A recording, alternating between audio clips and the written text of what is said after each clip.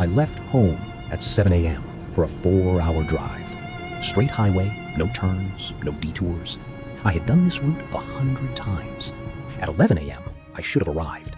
But at 11 a.m., I was still driving.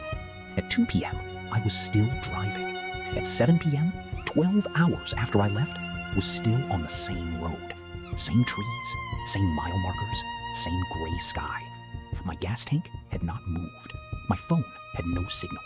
And in my rearview mirror, every time I looked, there was the same black car, exactly 7 seconds behind me. Never closer, never further, just following, always there. And then I noticed the driver and realized the driver was me. My name is Marcus. I'm 41 years old, a sales rep, and I drive for a living. I have put more miles on more cars than I can count. I know highways the way other people know their own neighborhoods, the texture of them, the rhythms, the specific character of long empty stretches versus busy interchange sections. I am comfortable on roads in a way that is almost meditative. I am telling you this so you understand that what I experienced on the 14th of last month was not the panic of someone unfamiliar with long drives. It was not highway hypnosis or fatigue-induced confusion. I am a professional driver in the most literal sense of the word. And what happened to me on that road has no explanation that fits inside the world I thought I understood. I left my apartment at 7:04 a.m. I know the exact time because I checked my phone before pulling out of the parking lot, a habit. The drive I was making is one I have done at least 30 times in the past 2 years. 4 hours, straight up the interstate, no turns until the final exit. I have done it in rain, in fog, in winter. I know every landmark. I know where the rest stops are, where the speed cameras are, where the road widens from 2 lanes to 3 near the state border. Muscle memory. Total muscle memory. I drove. I listened to a podcast. The morning was clear and gray and uneventful. At approximately 10:30 a.m. I noticed I had not yet passed the water tower. The water tower is at mile marker 187. It is rust red, visible from about a mile out, and it marks roughly the halfway point of my journey. I always look for it. I had been driving for 3.5 hours, more than enough time to be well past it. I had not seen it. I told myself I'd been distracted by the podcast and simply missed it. I turned the podcast off and paid closer attention to the road. 15 minutes later I passed mile marker 171. I had passed mile marker 171 before. I was certain of it. I had a specific memory of it, a dead tree on the right shoulder near that marker, split by lightning, the kind of distinctive landmark your brain files automatically.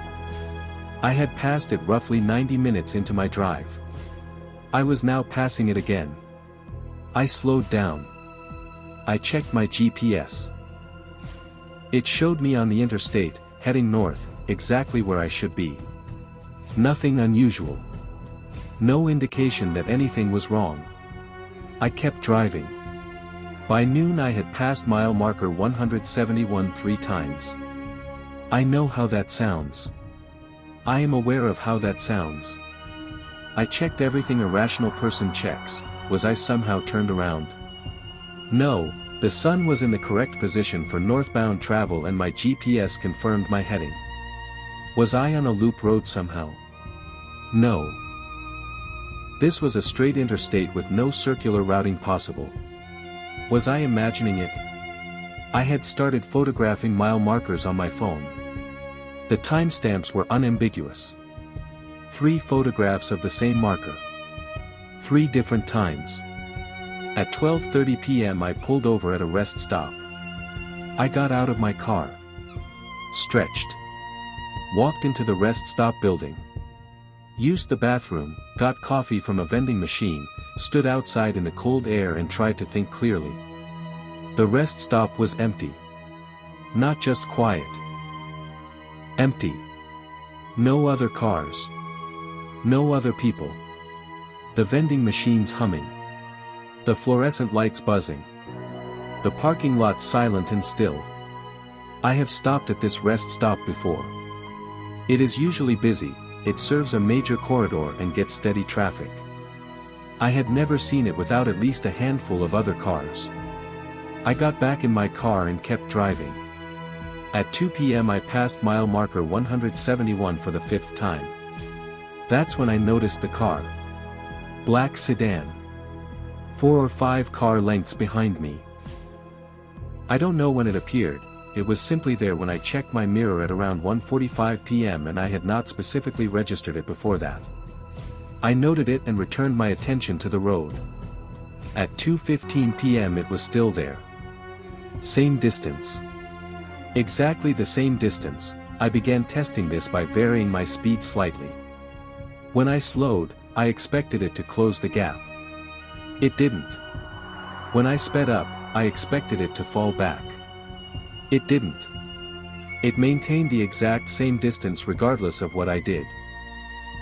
Not a natural following distance. A fixed one. As if the gap between us was locked. I could not make out the driver through the tinted windshield. I tried to get a better look every time a stretch of slightly curved road gave me a wider mirror angle. For 90 minutes I drove and watched and could not see the face of whoever was behind me. At 3:47 p.m. the road curved enough that for about 4 seconds I had a clear line of sight to the driver's side of the black car. The driver was wearing a gray jacket. I was wearing a gray jacket. I told myself, coincidence. Gray jackets are common. I kept driving. At 4:15 p.m. there was another curve. A longer one. 7 or 8 seconds of clear view. The driver of the black car turned and looked directly at my mirror. I saw the face. I don't know how to write this so that it sounds like anything other than madness. I drove in silence for 40 minutes after that before I was capable of forming a coherent thought. I know what I saw. I have replayed it in my mind so many times and from every angle of skepticism and self-doubt, and it does not change. The driver of the car behind me had my face. Not a similar face. Not a face that resembled mine in the way that strangers can occasionally remind you of yourself. My face. My exact face, down to the scar above my left eyebrow from a childhood fall, which is small and pale and not something anyone would notice unless they were close enough or knew to look. My face in the driver's seat of a black car 7 seconds behind me on a road I had been driving for 9 hours and could not leave. At 5 p.m. I tried the exits. There are 3 exits in the section of road I had been cycling through. I had not tried them because my GPS showed me proceeding normally and I had been focused on the main route. Now I took the first exit I came to, sharp right, deceleration lane, off the interstate. The exit road curved around and deposited me back onto the interstate. I tried the second exit. Same result. I tried the third exit and found myself on a county road that ran parallel to the highway for approximately 2 miles before ending at a T-junction. I turned left. The road curved. I came out on the interstate. I checked my mirror. The black car was behind me. 7 seconds back. Same as always. It had followed me through an exit I hadn't known it was aware I was taking. At 6:58 p.m. Almost 12 hours after I left home, I passed a town I recognized. A real town, with traffic and people and lit storefronts. I took the exit and drove straight to a gas station and parked under the brightest lights I could find and sat in my car with the doors locked. When I finally looked in my mirror, the road behind me was empty. The black car was gone. My gas gauge showed 3/4 full. I had left with a full tank. 12 hours of driving should have consumed far more than a quarter tank. My phone, which had shown no signal for the entire drive, suddenly had full bars. I called my wife. I told her I was going to be late. I did not tell her anything else because I did not know how to. I have driven that route twice since then. Both times it took exactly 4 hours. Both times I arrived normally. Both times the road was exactly as it has always been. I have not seen the black car again. But I think about it every time I check my rearview mirror now. That fixed distance. 7 seconds. Never changing. And I think about what it means that the person following me had already been wherever I was going.